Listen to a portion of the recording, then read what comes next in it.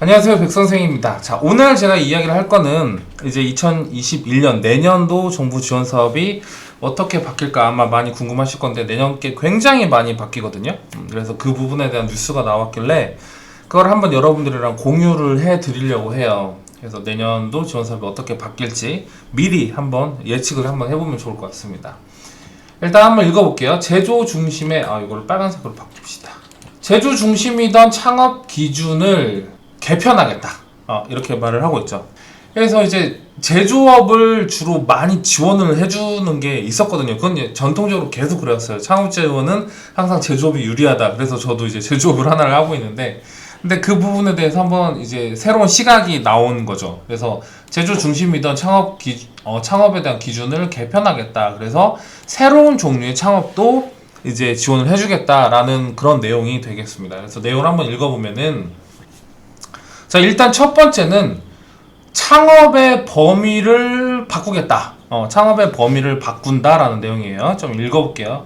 정부 지원의 대상이 되는 창업 인정 범위는 중소기업 창업지원법에 대해서 86년 제조업 중심으로 제정된 이래 큰 변화가 없었는데, 이제 앞으로는 바뀌겠다는 거죠. 그러니까 전 이런 게 있었는지도 모르겠어요. 86년부터는 이제 제조업 중심으로 되어 있었던 법안이 있었나 봐요. 근데 이제 그 법안이 디지털 전환과 스마트화 등으로 달라진 창업 환경을 반영해서 35년 만에 큰 폭으로 개편이 됐다. 즉 내용은 제조업에서 이제 디지털로 바뀐다는 거죠. 뭐 기존에도 뭐 이렇게 어플리케이션이라든지 이런 쪽 지원을 많이 했었던데 그 뭐가 달라진 거냐 이럴 수도 있는데, 굉장히 크게 달라진 거죠. 왜냐면은 이게 법조항에 있었잖아요. 이게 이제 개편이 된다는 거잖아요.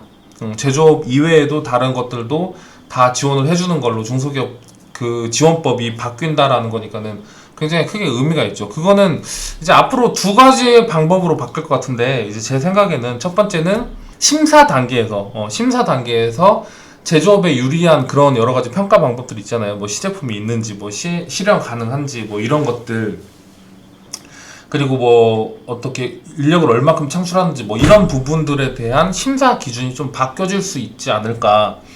결국엔 그거는 심사 항목이 하나가 더 들어가면 되거든요. 뭐 예를 들어서 4차 산업과의 적합성 뭐 이런 것들이 있을 수 있잖아요. 그죠? 뭐 아니면은 뭐가 좋을까요? 글로벌 진출 가능성 뭐 이런 것들.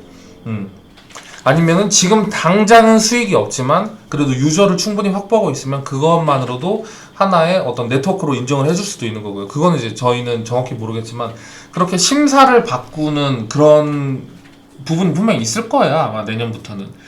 심사를 바꾸는 거. 그리고 두 번째는 아마 이제 제조업 말고 그 이외에 디지털에 대한 다양한 지원 사업들이 계속 나오지 않을까라는 생각이 듭니다. 그래서 한번 읽어볼게요. 그간 물적 요소로 창업 여부를 판단하는 것을 인적 요소 중심으로 바꾸겠다라고 하고 있는 거죠. 그래서 이제 최근에 디지털화 등으로 인해서 다양한 사업 모델을 창업으로 인정할 수 있도록 했다. 자, 이 부분이 또 의미가 큰데, 그러니까 이제 제가 컨설팅을 하다 보면은 정말 좋은 아이템이고 돈을 벌 수도 있을 것 같은데, 이분이 정부 지원 사업이 요구하는 그러한 형태의 지원 사업이 아닌 경우들이 많이 있거든요. 뭐 단적인 예로는 유튜브 같은 경우가 딱 그럴 수가 있겠죠. 유튜브를 바탕으로 해서 유튜브를 운영하는 게 하나의 사업 아이템이 되기가 힘들거든요. 정부 지원 사업에서는. 물론 이제 유튜브를 하시는 분들은 그걸 사업이라고 생각을 하고, 저 역시도 또 그렇게 생각을 하고 있지만은, 이제 그런 부분까지도 파악해 줄 수도 있도록 어떤 법적인 틀이 생겼다라고 이해를 하면 좋을 것 같아요. 그러니까 여기서 말하는 다양한 형태, 다양한 형태가 뭔지에 대해서 우리가 한번 생각을 해보면 좋겠죠. 그러니까 이제 좀 더 유연화가 된다라는 거죠. 그쵸? 자, 예컨대를 읽어볼게요. 기존에는 다른 기업의 공장을 인수해서 사업을 개시하는 경우 창업으로 인정하지 않았던 것을, 이거는 굉장히 의미가 있는 건데, 자, 계속 읽어볼게요. 다른 사람이 신규 아이템으로 새로운 사업을 개시할 경우 창업으로 인정하고, 자, 이거 다시 말씀드릴게요. 무슨 말이냐면은, 예전에는 내가 사업자를 내고 내가 공장을 차려가지고 내가 사업을 했어야 그게 창업으로 인정이 됐는데, 그게 아니라 이제 지금은 내가 공장을 인수를 해요. 인수를 해가지고 거기에서 기존의 공장에서 만들던 거 말고 다른 어떤 아이템을 만든다면 그건 역시도 창업이다라고 인정을 해준다라는 거죠. 그러니까 진짜로 넓어진 거죠. 넓어진 건데, 이게 또 이제 장점과 단점이 있어요. 뭐냐면 참 다양한 측면으로 창업을 인정을 해주기 때문에 실질적으로 창업에 있어서 성공 확률은 더 높아질 것 같아요. 제 생각에도. 그런데 여기에 따르는 또 단점이 있죠. 어떤 단점이 있을까요? 한마디로 돈 있는 사람이 절대적으로 유리한 게임이 다시 또 돌아갈 수밖에 없는 거죠. 그쵸? 기존에 있는 공장을 인수해서 그거를 창업 지원으로 인정을 해준다라는 거는 이제 그 정도의 인프라가 있는 사람들한테는 굉장히 유리한 수가 있거든요. 그쵸?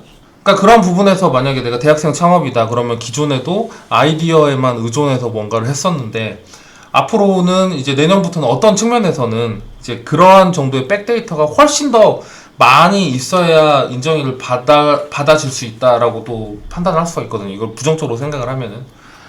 그쵸? 예, 그렇습니다. 이제 아무래도, 워낙 아이디어로 도전을 하신 분들은 이제 점점 더 많이 힘들어지겠죠. 더 많은 것들을 갖추어야 되는 거고, 그러한 모든 노력들을 다 백데이터로 인정을 해주겠다라는 그런 느낌으로 저는 받아들여지거든요. 자, 볼게요. 중소기업이 폐업 후 동종업종으로 사업을 개시하는 경우 평생 창업으로 인정하지 않던 것을, 자, 이 부분 봅시다. 중소기업 폐업 후 동종업종으로 사업을 개시할 경우 평생 창업으로 인정하지 않던 것을 3년 이후에 창업을 개시할 경우 창업으로 인정하도록 했다. 그게 무슨 말이냐면은 기존에는 사업자를 냈던 경험이 있으면 있으면은 완전히 다른 업종으로 바뀌지 않는 한 이거를 창업 자금을 받을 수가 없었거든요. 근데 이제 그게 아니라는 거죠. 그게 아니라 앞으로는 같은 업종으로 있더라도 내가 부도를 내고 나서 2년이 지났다면은 그쵸? 2년이 지났다면 그때부터는 같은 업종을 다시 해도 창업 지원으로 인정을 받을 수가 있다라는 거죠. 이건 역시도 아까 말한 거랑 똑같은 거예요. 내가 아이디어이고 그냥 대학생이고 그냥 순수한 어떤 기술력을 바탕으로 하지 않고 아이디어만으로 뭔가를 하겠다라고 하면 이것도 굉장히 어려운 진입점이 되겠죠. 왜냐면은 기존에 내가 사업을 하다가 부도를 내신 분들은 아무래도 거기에 대한 인프라나 지식이나 이런 게 훨씬 더 많을 거란 말이에요. 네트워크라든지 이런 것들이. 그러니까 이제 거기를 뚫고 지나가야 되니까는 기존 뭐 대학생 창업을 하시는 분들은 훨씬 더 어려워지는 측면이 있을 거고, 그리고 반대로 또 내가 충분하게 데이터를 많이 쌓아놨다. 그리고 이제 창업을 하기 위해서 정말 다양한 준비를 해왔다면은 그런 분들에게 대해서는 이제 그 노력들을 인정해준다라고 이해를 하시면 좋을 것 같습니다. 자, 이게 1번이죠. 그러면 2번도 있겠죠? 자, 2번 한번 보러 가겠습니다. 자, 2번은 다 볼 필요는 없을 것 같아서 제가 1번만 캡처를 했고요. 요약을 하면 이겁니다. 창업 기업의 제품을 공공기관이 우선 구매해주는 그런 제도가 있다. 와, 이거 진짜 세요. 네, 이거 진짜 세요. 왜냐면은 우리가 사회적 기업을 도전하려는 이유가 되게 많아요. 인건비를 지원받기도 하고 여러 가지 혜택들이 많으니까. 근데 제가 봤을 때 사회적 기업이 갖는 최고의 혜택은 공공기관에서 사회적 기업 제품을 우선적으로 구매를 해줘야 되거든요. 그러니까 그게 사회적 기업이 갖는 최대의 어떤 혜택이라고 저는 생각이 되는데 그 부분을 이제 사회적 기업이 아니라 창업 기업의 제품에 대해서도 공공기관이 우선적으로 구매를 해주겠다라는 그런 내용이거든요. 이게 진짜 엄청난 강점이에요. 예, 엄청난 강점이고 공공기관 쪽으로 그러면 이제 공공기관 입장에서도 약간 압박이 오거든요. 뭐냐면 어차피 비품 살 거 그럼 창업기업 위주로 사게 되는 거죠. 어떻게 생각해 보면 기존에 어느 정도 이제 중견기업이라든지 오래 사업을 했던 분들은 공공 쪽으로는 납품하기가 어려워진다라는 단점이 있을 거고, 또 창업을 하시는 분들은 그래도 내가 공공기관을 대상으로 뭔가를 할 수 있다라는 또 어떤 기대를 언덕이 생긴다라는 게 이제 서로 간의 입장 차이가 있겠지만 뭐 그런 게 있을 것 같습니다. 창업을 하시는 분들 입장에서는 이건 굉장한 메리트가 될 수밖에 없어요. 진짜 커요. 네. 왜냐면 저만 해도 올해 이제 공공기관 쪽으로 예를 들어서 제가 전주 한지문화축제 거 영상 작업을 했고요. 그리고 지금도 또 다른 공공기관 거 영상 작업을 하고 있단 말이에요. 그러면은 예를 들어서 그렇게 제가 이제 공공기관 거 영상 작업을 해주는 것도 그 공공기관에서 창업기업 구매 실적으로 들어갈 수가 있다는 거죠.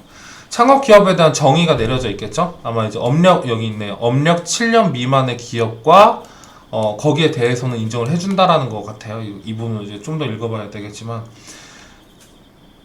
여기도 보이죠? 공공구매 제도 참여 공공기관은 837개 엄청나게 많다는 거예요.